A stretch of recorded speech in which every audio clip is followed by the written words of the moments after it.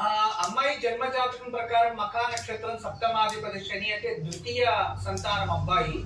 మన ఇంటి నుంచి ఉత్తర దిశ నుంచి సంబంధం వస్తుంది. ప్రైవేట్ సెక్టర్ జాబ్ అబ్బాయి. మ్యారేజ్ లైఫ్ అయితే అమ్మాయికి బాగుంటుంది, ఏ ప్రాబ్లం లేదు. అలాంటిది ఏం లేదు, మీరేం కంగారు పడకండి. అమ్మాయి జాతకం బాగుంది, ఎప్పటికీ ఉంటుంది తల్లి. అమ్మాయిని సతతంగా 9 రోజులు ఉదయాన్నే 4 గంటలకే స్నానం చేసి తెల్ల జిల్లేడు చెట్టుకి 9 ప్రదక్షిణలు వేసుకోవాలి. తర్వాత రాగి చెంబులో రోజు ఒక పిడికుడు నవధాన్యాలు వేసి అందులో నీళ్లు చేతిలో పట్టుకొని ప్రతి శనివారం రావి చెట్టుకు వేప చెట్టుకు ప్రదక్షిణ చేసి, అమ్మ ప్రకృతి మాత నాకు మంచి ఉద్యోగం ప్రాప్తించాలి అని తెలుసుకొని ఆ ఒక రాగి చెంబులో వేసిన నవధాన్యాలు నీళ్ళని కలిపేసి రావి చెట్టు వేప చెట్టు పోసేసి వచ్చేయాలి అంతే.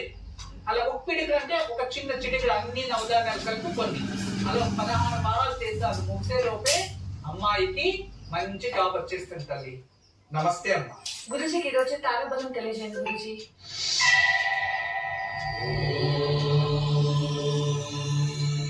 ప్రస్తుతం అమృత సిద్ధి యోగంలో ఉన్నాం కాబట్టి అనురాధ నక్షత్రం అయితే తదుపరి జ్యేష్ఠ నక్షత్రం.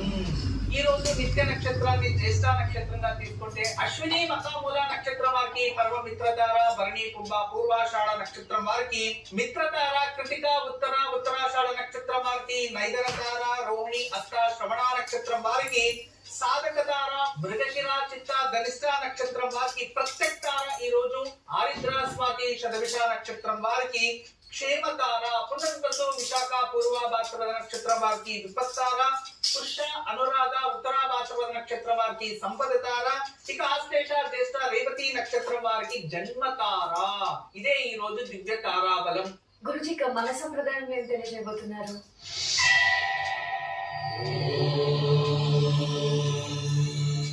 మన సంప్రదాయంలో ఎప్పుడే కానీ ఏ శుభకృతమన్నా ఆచరిస్తూ ఉంటే మనం ఏదైనా ఆహారం సేవిస్తే అరిటాకులోనే ఆహారం సేవించేవాళ్ళం. అదే విధానంగా భగవంతుడికి నైవేద్యం పెట్టాలన్నా అది ఎండదైనా బంగారు కంచమైనా ఏ కంచమైనా అందులో అరిటాకు వేసి అందులో అన్ని భక్షములు అందులో పెట్టి తదుపరి ఇంకొక అరిటాకుపై మూసి దేవుడి ముందు పెట్టి నైవేద్యం చేసి మూసి ఉంచేవారు. ఇవన్నీ కూడా మన సనాతన ధర్మంలో ఉన్న సంప్రదాయం.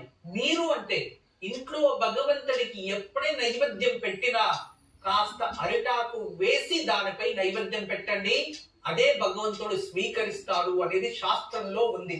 అది లేకపోతే దైవ గణాలు స్వీకరించవంట, రాక్షస గణాలు స్వీకరిస్తాయి.